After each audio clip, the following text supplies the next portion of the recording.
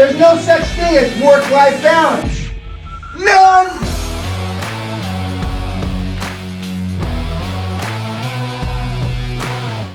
Learn to be super successful. Subscribe to my channel, Meathead.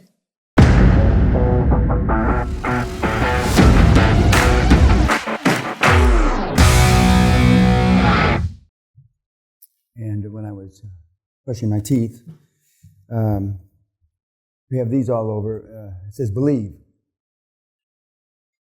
And it's very easy when you've made a lot of money to forget where you came from.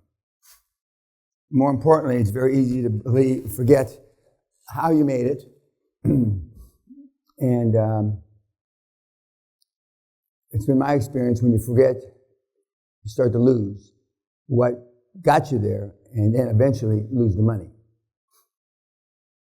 We've had 10 times more Hall of Famers, would be an exaggeration, but at least 3, 4 that lost all their money.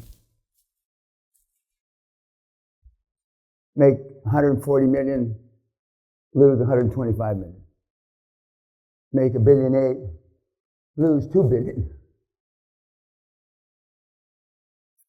Because although I make fun, and sex, drugs, and I never did drugs, sex, drugs, and rock and roll, and fucking at 35,000, it's a lot of fun. I would be a disingenuous old man if I told you any different. But some of the kids have just turned, to that way of life permanently, and they stop taking care of business.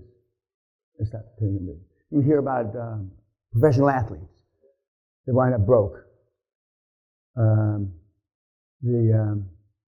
One of the most famous stories is Joe Louis, which I had the privilege of meeting a long time ago. He was selling his handshake for $5 in front of Caesar's Palace.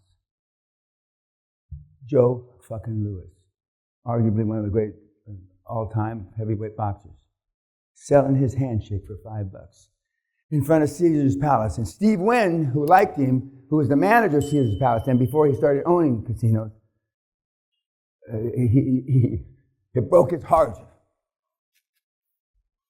It broke my heart. That's what happens a lot.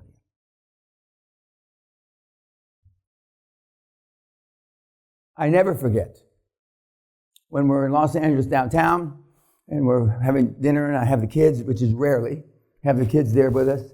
And if I'm at the Jonathan Club, and when we talk about clubs you can't afford, I'm at the Jonathan Club, and you pull, instead of turning left to get on 110 going towards Palos Verdes, where we used to live, we turn right. The kids say, "Dad, we're not going there again, are we?" To where I came from. Yep. Limo stops, hoping there's not a drive-by shooting when I'm there with my kids, and we get out and we look where my little house used to be, 600 square feet. Because I never want to forget. Because a lot of people call it a journey, and I don't call it that. And one of my most famous mentees calls it a journey. I don't call it that. Because I was on a mission. I was either going to get rich or die trying.